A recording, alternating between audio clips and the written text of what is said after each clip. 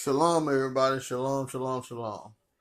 It's a few things that I want to address real fast. And the first thing is everybody know that I follow covenant eschatology, which says all things have been fulfilled. So I indeed follow that, and I refuse to follow any false doctrine. But I will not hide the truth, and that's the truth of the Israelites. Now, people, if we're going to be followers of Christ, we got to adhere to the truth. We got to love truth. So, I'm finna bring out some truth, and you just got to deal with it. Is it about your pride, or is it about the truth? So, I happen to be a Hebrew Israelite by nationality that believes everything is fulfilled according to the scriptures, that does not take anything away from my understanding or my belief. The truth is the truth. So now I'm just going to walk through some evidence about being a Hebrew Israelite who happens to be a black man. Simple and plain. So, and we finna do away with the whole Esau also. So now, and once again, if you love truth, then love truth, follow Christ. But we're not gonna color change and all this stuff in order for people to feel comfortable. It is what it is. The world has always been evil. The world has always had good people in it. Black people in general has pretty much been downtrodden because of how the Most High has dealt with them, dealing with the curses. Now, we're no longer in the curses. All things have been fulfilled. But that doesn't take away from our history. So now, I'm just going to run through our history real fast to show people that this is not something that we came up with. This is what the evidence shows. So first, I want to look up Ham. I'm going to look up Ham in the Zondervan Compact Bible Dictionary. I'm going to look up Ham.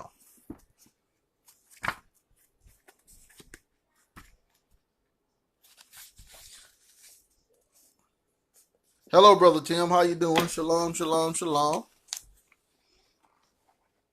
And I'm saying it's time for the foolishness and to stop from all sides. Let's adhere to the truth and keep it pushing so we can worship the Most High and be up under Christ as we suppose.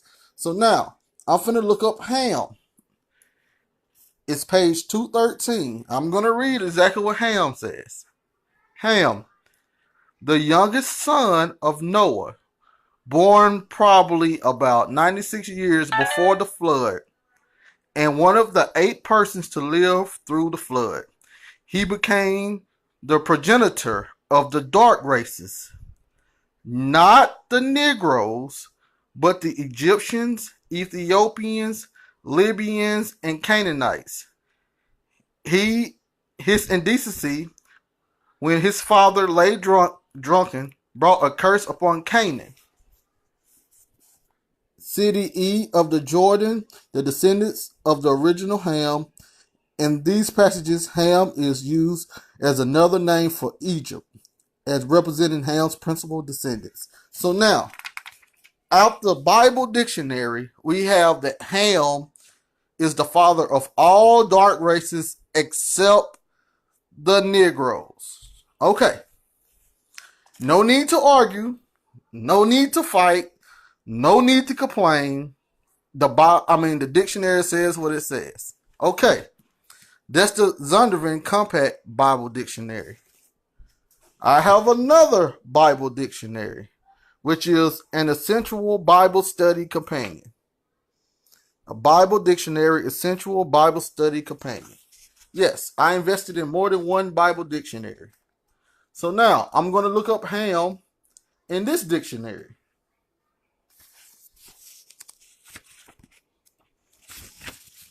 So Ham, page 255, Ham, a son of Noah and father of Cush, Egypt, Put, and Canaan. See further on each of these four. While they may have all been dark-skinned, they were not the turn page forefathers of the Negroid races, but rather of peoples associated with Egypt in the end or north of the continent of Africa. The Egyptians thought of Canaan as one of their provinces even into very late times. And we got another name for Egypt of the Zumzims situated on the King's Highway, not related to the sons of Noah, blah, blah, blah. Okay, now, so we have another Bible dictionary that's saying that Ham is the forefather of dark races, but not the Negroid people. So now, where do we go? Where do we go since Ham is not the father of the Negroid races? We go find one of Noah's other sons. Let's go to Japhet. Let's go to Japhet.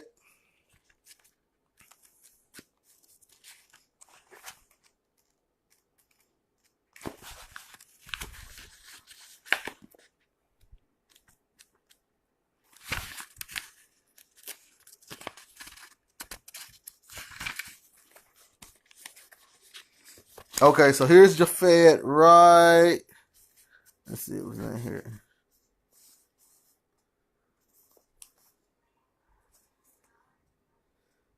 It should be.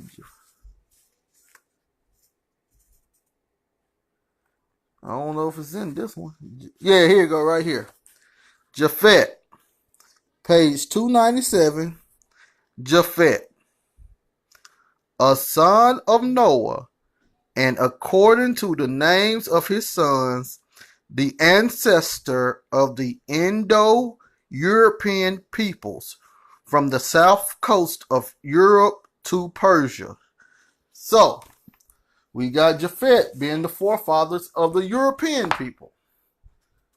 Let's see if we got it in the same thing in the Zondervan Bible Dictionary.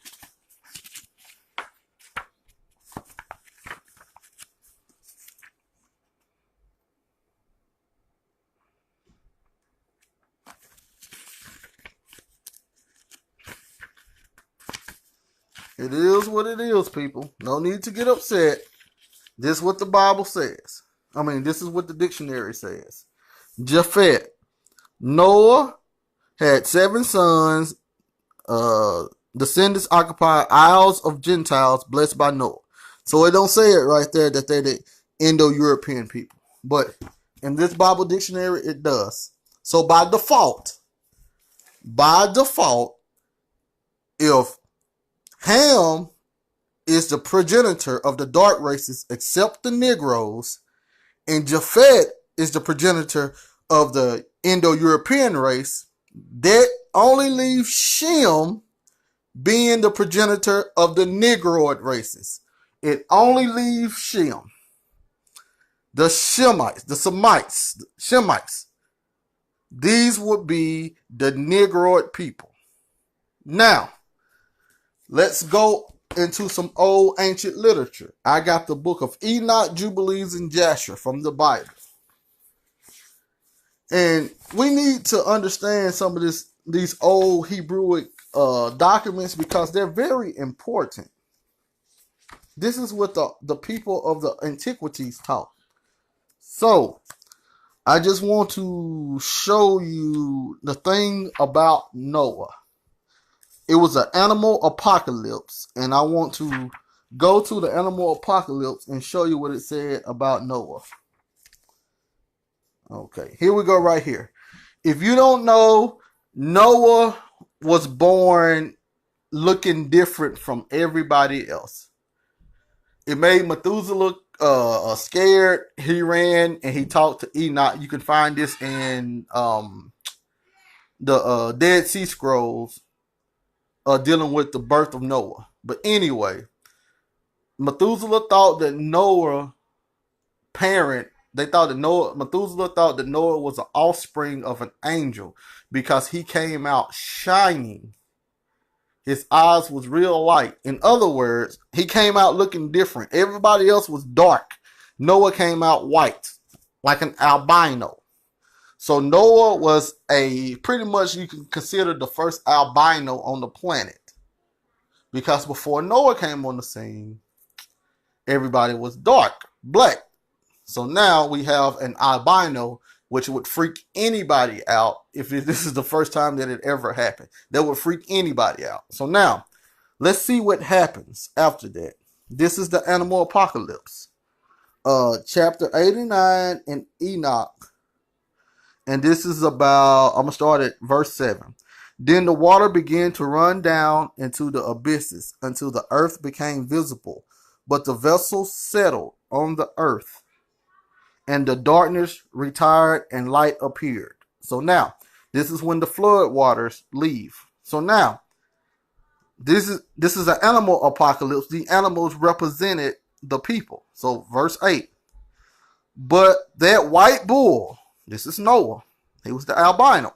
But that white bull, which had become a man, came out of the vessel, which is the ark, and 3 bulls with him. Listen to the descriptions of the bull. And one of those 3 was white, like that bull. This will be Japhet. Japhet will be the white bull. That's why it was, since Noah was the first albino, it was already a regular occurrence to see a white person on the scene now. That's why they didn't freak out when Japhet was born, because he came out similar to his father, Noah. So now it wasn't a whole run around and scream and shout thing, because Japhet just came out in the same skin color of his father. So now, one of those 3 was white, like that bull, that's Japhet, and one of them was red as blood, that would be Shem, honey color, or if you look at blood, when it first hits you, blood has different shades. It starts off dark and then it goes up higher until it's very red. So now, what's red as blood, and if you look at a red bull, it's real light brown. But anyway, what's red as blood and one black, that would be Ham. And the white bull departed from them. That would be Japhet when he left off to go in his land. So now, you have 3 bulls with Noah.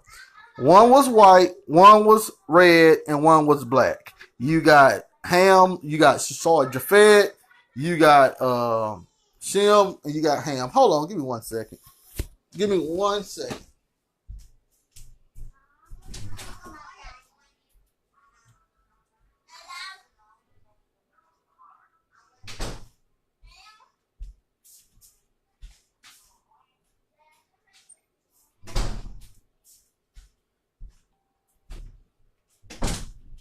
Sorry, y'all. It got a lot of loud here. So now, we have the 3 bulls. We have the white bull, the red bull, and the black bull. We have Japhet, Shem, and Ham. So now, let's keep going. That came from the book of Enoch, Jubilees, Jasher. That was Enoch's account. So now, let's keep going to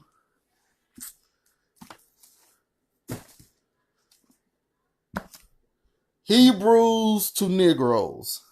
Now, what I will not do with this book, I will not use the biblical sources in order to define these curse and that curse and take it outside of the Bible parameter of the 4th beast of Rome. I'm not going to do that. I would just use this book dealing with the historical information that it has. They butcher scripture, so I'm not going to do that with the scriptures. So now let's see what I can find. Uh,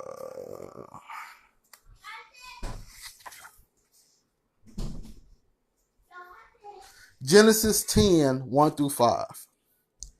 Now these are the generations of the sons of Noah, Shem, and Ham, and Japheth.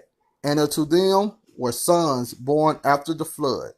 The sons of Japheth are Gomer, and Magog, and Madiah, and Javan, and Tubal, and Meshach, and Tyrus, and the sons of Gomer, Ashkenazi, that's where the Ashkenazi Jews come from, and Riphath, and Tagamar, what's it?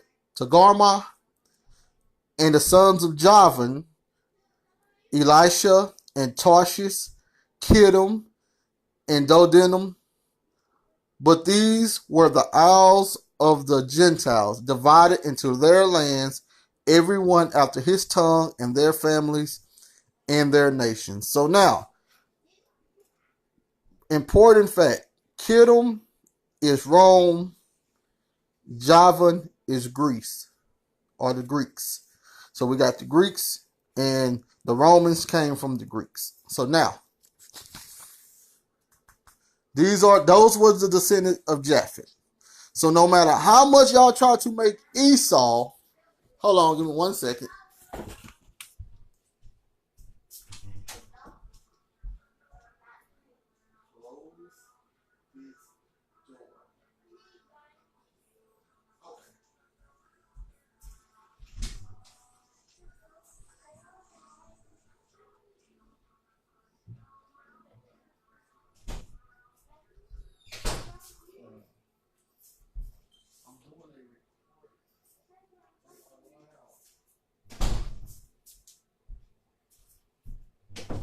Sorry, y'all. That should be my last interruption. So, let's get back to it. Oh, yeah. So we cannot make Esau the descendants of Japheth. We cannot do that. You cannot do that. So quit trying to use your racist tones you're talking about Esau, and Esau is the white man. Quit doing all that, because Esau is not the white man. So you're just being racist to be racist. Okay? Point blank, period. Call it what it is. You're being racist to be racist. This don't have nothing to do with an Esau-Jacob thing. It has something to do with a black and white thing. So you're trying to use the whole thing that the black people have been trodden down by the white man. So now you're trying to use scriptures to back up your hatred. Don't do that. Keep your hatred outside the Bible. Esau is not the white man. Let me show you in just a second. So now, I'm going to show you a quote from J.A. Rogers. Nature has no color line. And it says, here are 3 quotes from historians concerning the Jews in Spain and Portugal. Watts says, an interesting graduation of all shades down to the black is exhibited by the Jews. So Jews are all shades all the way to the black. Especially dark were the Jews of Spain and Portugal. These Portuguese Jews were very dark, says J.C. Pritchard. The Duchess de Abrantes, wife of Napoleon's ambassador to Portugal, said that the Jew, the Negro, and the Portuguese could be seen in a single person. So dark were the Jews, especially of Portugal and southern Spain, that many whites thought that all the Jews were black or dark. Many of the Jews who were banished from Portugal by John II settled in the West Indies. John Bigelow, who visited Jamaica in 1850, saw the descendants of these Jews and says they were Negroid. That actually goes right along with the Bible dictionary. The Negroid people would be the Jews, which are the descendants of Shem. The Negroid people are not the descendants of Ham, and we know they're not the descendants of Japheth. So now, once again, I'm not going to use the misquoted verses. I'm just going to keep it for what the Bible says. And I'm just going to quote, it's so much. The historian right here, 109, Cornelius Tacticus. The history is 109 AD. Some say that the Jews were fugitives from the island of Crete, who settled on the nearest coast of Africa. About the same time, Saturn, Greek Kronos, father of Zeus, was driven from his throne by the power of Jupiter, Greek Zeus. Evidence of this is sought in the name of Idea, came to be called Judea by the barbarous lengthening of the national name. Others assert that this is the reign of Isis, the overflowing population of Egypt, led by Hieronymus, Greek Latin word for Jerusalem, and Judas, discharged itself into the neighboring countries. Many again say that they were a race of Ethiopian origin, who in the time of King Cephas was driven by fear and hatred of their neighbors to seek a new dwelling place. So, this is the historian from 109 AD. The temple fell in 70 AD. So, this is going to give us a pretty close, accurate determination of the color or what the Jews back then looked like. And they look like Ethiopian people. Ethiopian is actually from the descendants of Ham. So, the Jews look like Hamitic people. And if you look at Africans today, you see what color Africans are. So that's what Jews look like. And I'm going to go to this one, and I'm going to skip to another one. Professor Roland B. Dixon, 1875 through 1934. Professor Roland B. Dixon states emphatically that the great majority of all Jews, Ashkenazi, today are Semites, only in speech. And their true ancestry goes back not to so much to Palestine and Arabia, but to the uplands of Anatolia and Armenia, the Caucasus, and the steppes of Central Asia, and their nearest relatives are still to be found in these areas today. Racial History of Man, page 175.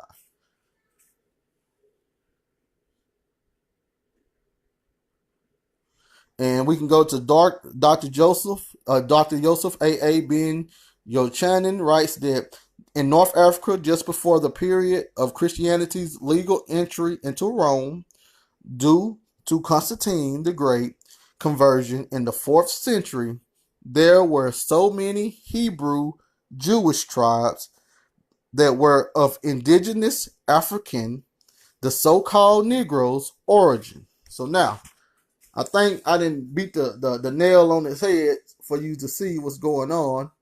And I'm going to read 2 more. Then I'm going to go to my next sources. Historian Wilson Armistead, 1819 through 1868. Historian Wilson Armistead states in his book, A Tribute for the Negro, quite plainly, the descendants of a colony of Jews originally from Judea settled on the coast of Africa are black. Okay. Then we got Expohanes, Xenophanes, I don't know what that is. Another Greek historian, philosopher, who lived during 500 through 400 BC, quoted this about the Egyptians. The men of Egypt are mostly brown and black, with a skinny, dissected look. Note, Moses and Joseph were able to blend in Egypt because they looked like the Egyptians back in those days. As described by ancient historians firsthand, thus they were black with woolly hair. Alright. So that's my Hebrews to Negroes.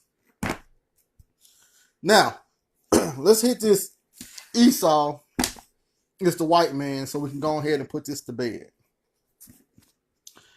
These were God's people, a Bible history. I have a lot of books, y'all. I do a lot of reading, a lot of studying, a lot of research, as y'all can tell. Let's find out about Esau. This is Jacob and Esau right here. This is page 35. And let's see what it says about Esau. The account of the relation between Jacob and Esau is probably influenced by, or perhaps influenced, the general opinion of the Israelites toward Edom. The Edomites were dark-skinned and were viewed by Israel as a rather scrubby, uncouth group of people with little real sense of value, in contrast to their picture of themselves as calm, refined men of culture. Grace and peace, Mr. Lee. So we have right there, the original Edomites were dark-skinned. The difference between Jacob and Esau was hairy. That's the only difference. So can we quit trying to call white people Esau and you hate Esau? If you're trying to be racist, don't use the Bible to be racist. Okay? And for my white people out there, it's too much evidence to prove that the ancient Jews were black people. So let's quit trying to make them green, of olive color, or any other color of the rainbow. They were black. They would be the Negro race. Let's be truthful and worship Christ. That's all that matters. So ain't no need to keep for both sides to fumble around because they're uneasy about the truth. So now, let's find out. Hopefully y'all can read this. This is with to begin with the halosis of Josephus. Christ is described as. Now this is them describing Christ.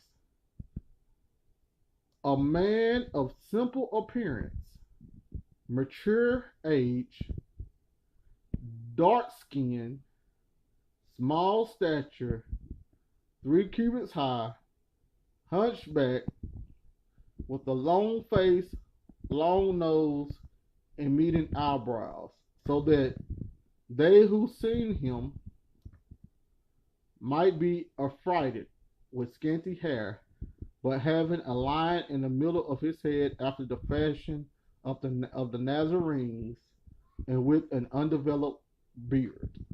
So that is how they describe Christ in the halosis, Halosis of Josephus.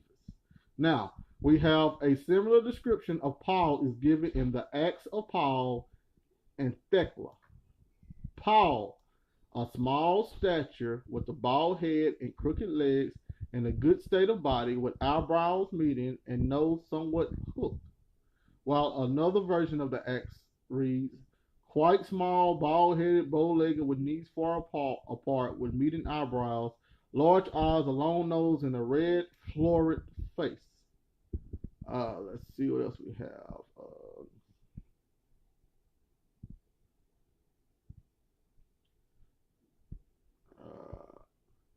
Then they got here, Christ was red-faced and medium, slightly reddish complexion, which will be light brown, or brown-skinned.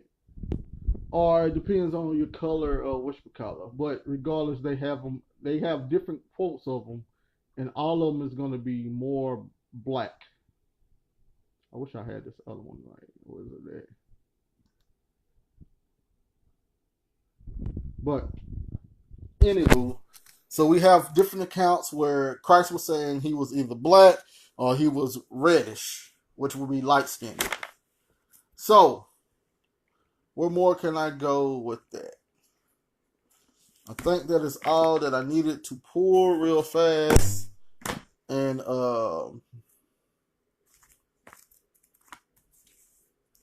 we got the Valley of the Dry Bones also, where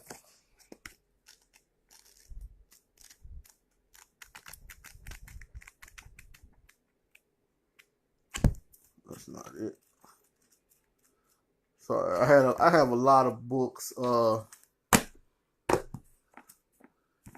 have to find my other one that has pictures, but I'm pretty sure a quick Google search will show us something. let's just Google Israelite slave paintings. Let's just try to Google that and see what it said, what they look like. Well, there you have it. Okay.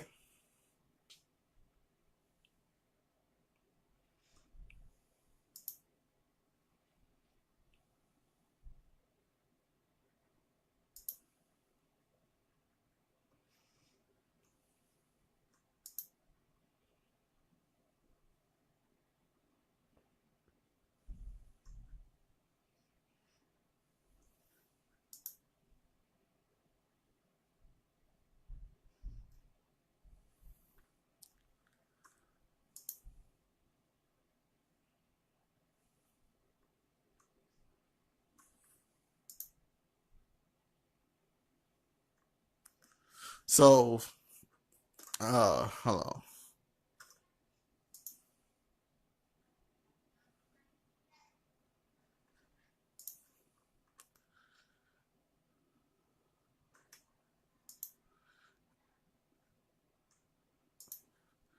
And this is actually what you will have get off the boat with Noah.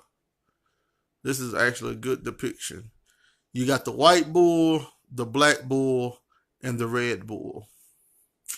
It would be Japhet, Shem, and Ham. So,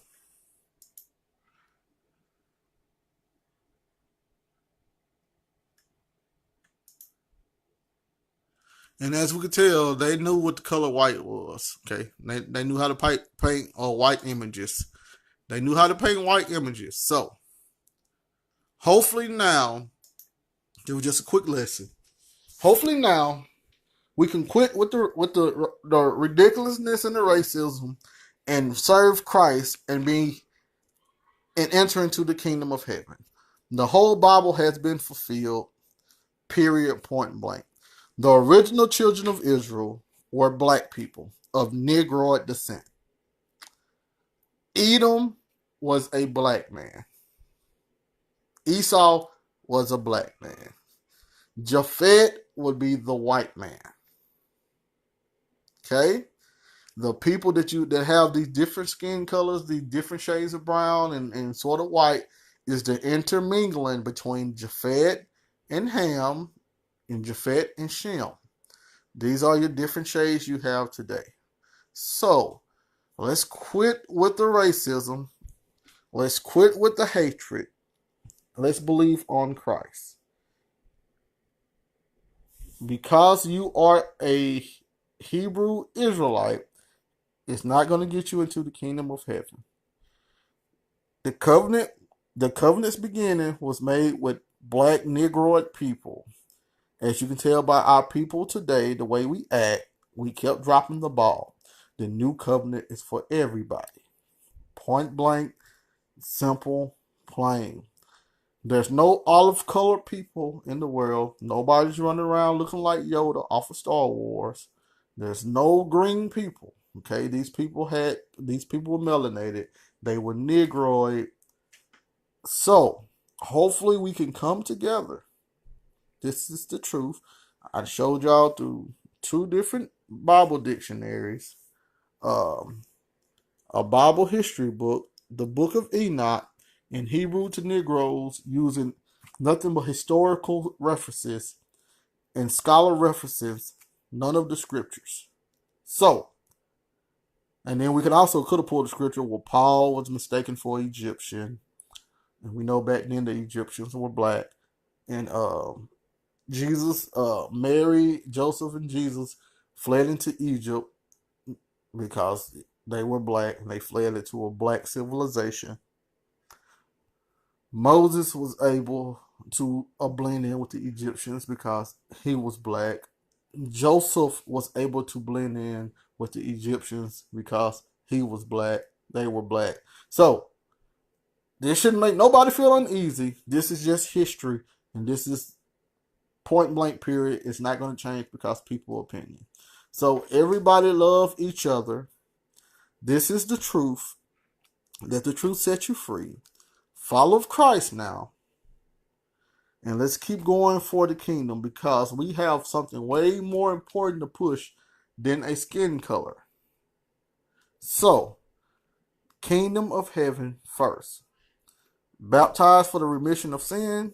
Believe that Christ died, was suffered, resurrected on that third day, ascended into heaven, came back, fulfilled all the prophecies, and now we are in the kingdom of heaven on earth. And once we leave this realm, we will be in the kingdom of heaven also in the next realm. So, hopefully that helped everybody. I'd like to say shalom, and eventually I'm actually going to get really into detail about this stuff. I just ain't did it yet. Eventually it's coming. So, shalom, shalom, shalom. I'm not going to misquote the Bible in order to produce Deuteronomy 28 and 68 dealing with the transatlantic slave trade in the 1500s. Sorry, in the 1400s. No, it's 1500s, wasn't it?